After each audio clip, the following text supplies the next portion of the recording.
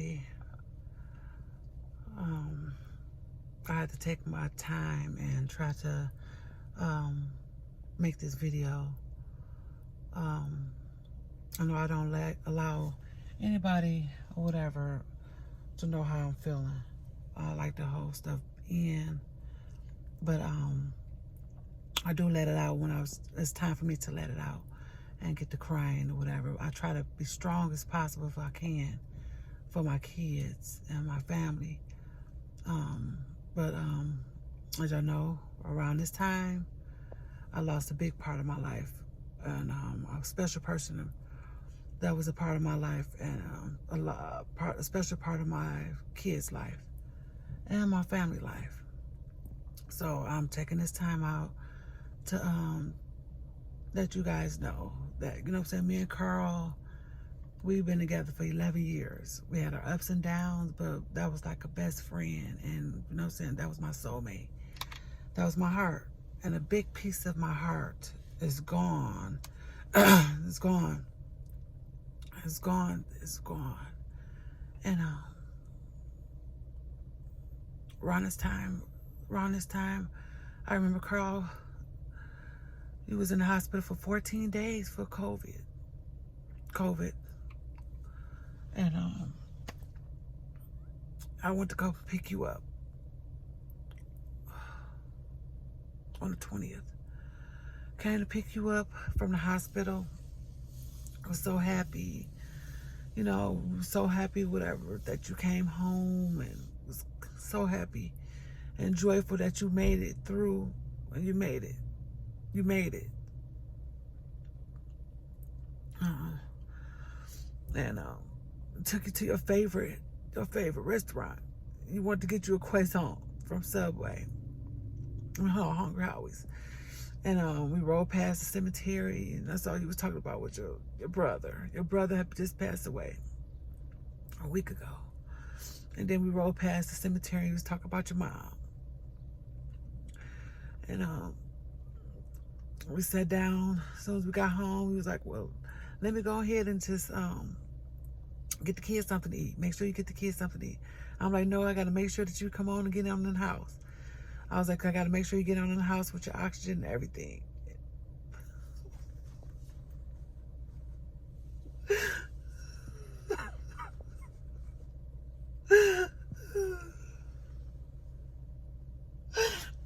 You know,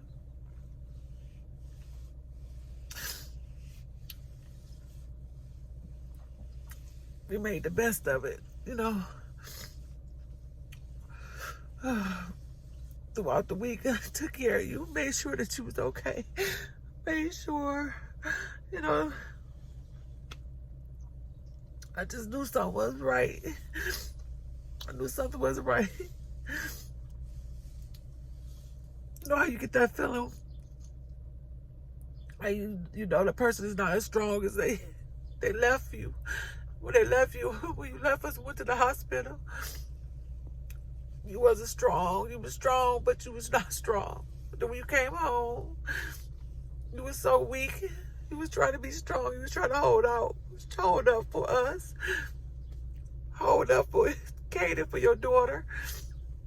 But I knew you was fighting. You was trying to fight. You was fighting.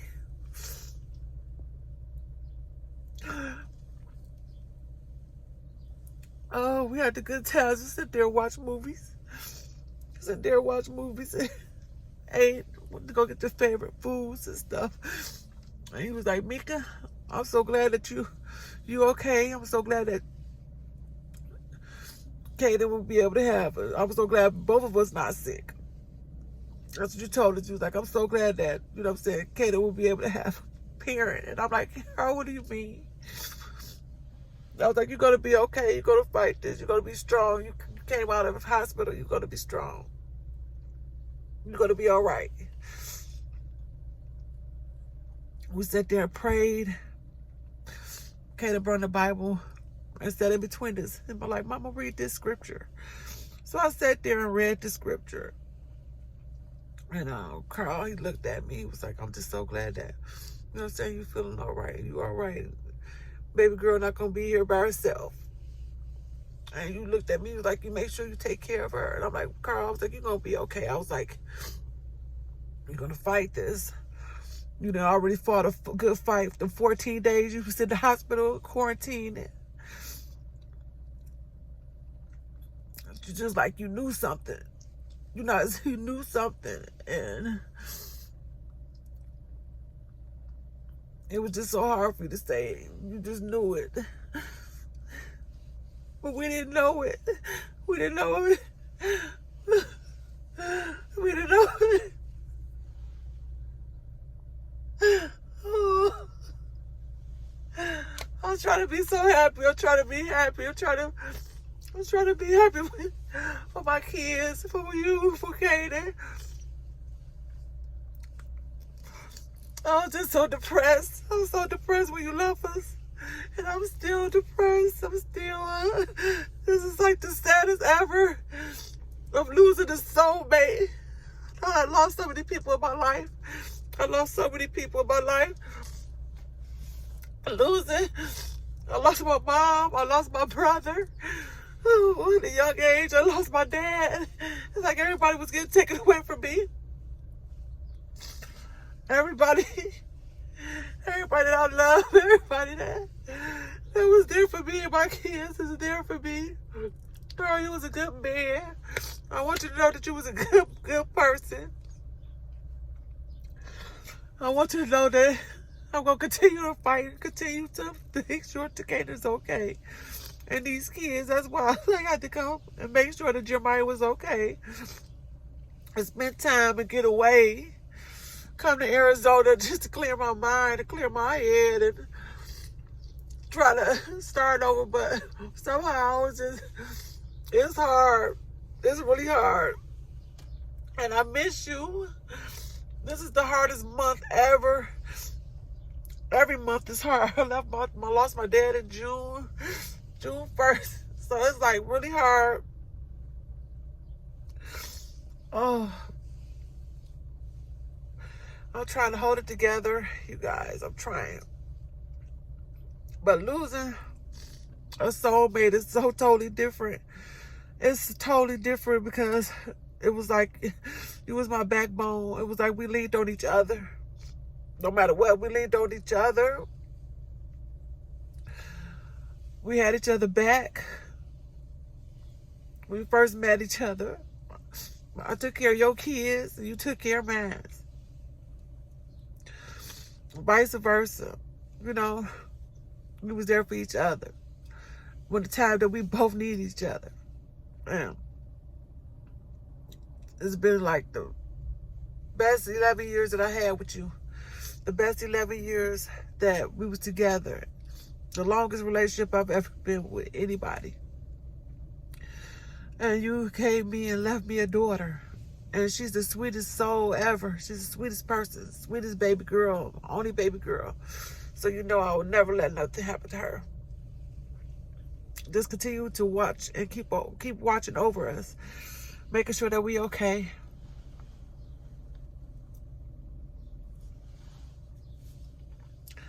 All the good days, the good things that we did with each other. It was like you didn't like to go too many places, but I got you out of that shell. You know, you told me, it was like when you lose somebody, when you lost your mom, it made you into a depression. When you lost your cousin, you went into a depression. But now I see how you feel. I'd have been in depression for a long time. Even before all this, I've been in depression I've been in sadness. But I try to keep a smile on my face and try to keep going. I try to make the best out of this life, you know, and keep the kids happy and try to keep myself happy. But this month is sad because I thought you was gonna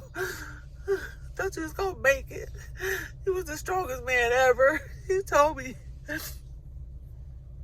I heal from anything. I get a sore and I heal right back. I might be a diabetic, but I get a sore or whatever, and I just heal.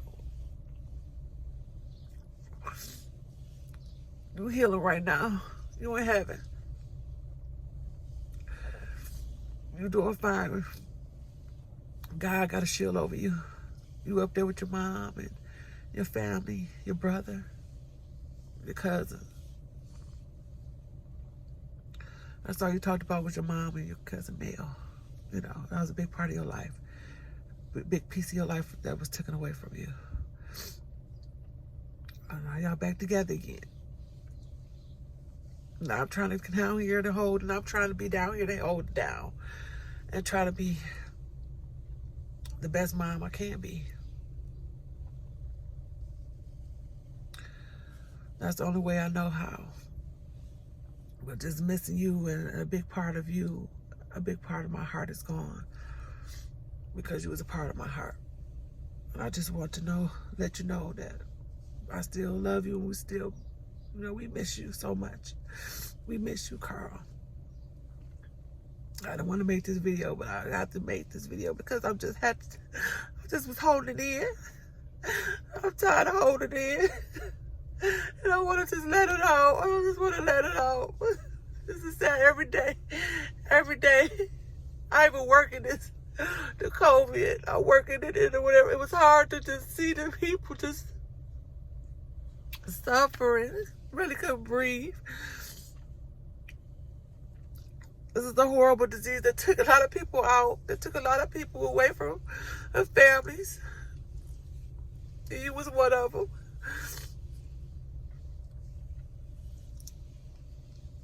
This thing took you away from us. And I just want to go just make sure the kids is okay and make sure that, we try to be happy. Just please find a way or whatever I can be at a happy part of my life, a happy spot of my life, a happy. This is terrible. This is hard, I just wanted to get on here and tell you and let y'all know how good of a person he was.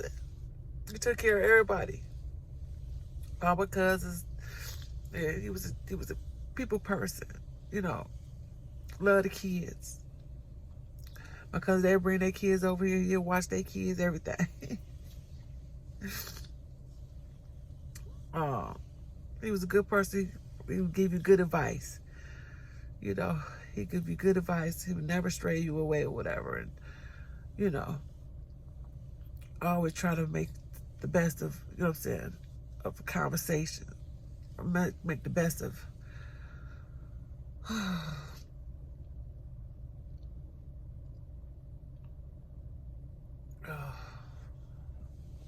Okay, you guys, I just want to come in here and just let you know how good of a person he was. Everybody had their flaws. Everybody had, their ups and downs, their rights and their wrongs. But when you still just come together and still be able to, enjoy that person and still be able to forget all the wrongs and work on the rights. That's what matters.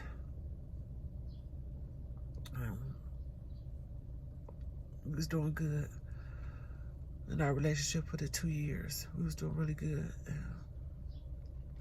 I just want y'all to know that. It was just taken away. God called you home. It was time for you to go home. It was time for you to be with your mom. It was... told me, it's like, if I go to this hospital, I ain't coming back. He said, you're not gonna come back. I'm like, Carl, you coming back? Don't just don't worry about it. You're gonna be okay. You just gotta get your breathing together. You gotta make sure you're breathing together. You was just fussing on the way out the door, fussing at the kids, fussing at everybody. I know you was scared. I know we was all scared. We was scared. I know you was scared. You called me. You called me 7 times in the hospital. And I could hear you just scared. All I could do was just pray. It was like we couldn't come in the hospital. We couldn't even go in the hospital to see you. 5 days that you was here. with us. It was just so joyful. And I was just so happy that you came home from being in quarantine for 14 days from the hospital. And you came home to be with us. You came home to be with us. Didn't even think that it was going to be your last week.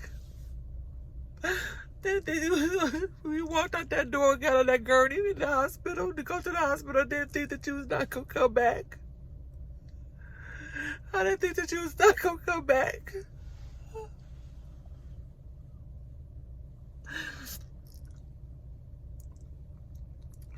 I'm so sorry, y'all. This is terrible. I'm trying to be strong. I'm trying to hold on. I'm trying to be strong.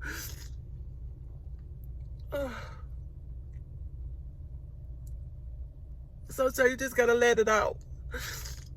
You have to let it out. Let the pain out. Because that's what I'm feeling. I'm feeling pain. And it's April the 25th. That's when you left us. April the 25th. The 24th, you went to the hospital at 1:20 in the morning. And I called you home. Didn't think 10 o'clock at night that was going to be my last time to talk to you. The last time me and Katie talked to you.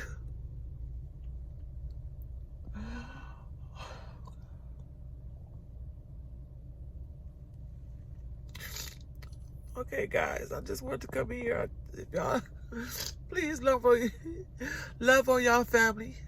That's all I got to say. Love on y'all family. Love who you love. Don't let nobody steer that away from you. Nobody take that away from you. Grieve how you grieve. Don't let nobody take that grievance away from you. If you express your feelings, go ahead and express your feelings. This is like this pain. Oh, I know God got a plan for us. I know He do. Just keep watching over us, KARL. Keep watching over your daughter. I wish you haven't left her so soon. She's only 7 years old. You left her at 6. She painted. She's hurting. But she's trying to be happy. I'm trying to make her happy every day. I'm trying to make sure that she be okay. Just be strong.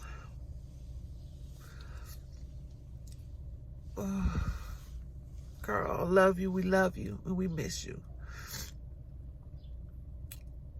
I'll see y'all guys later. Bye.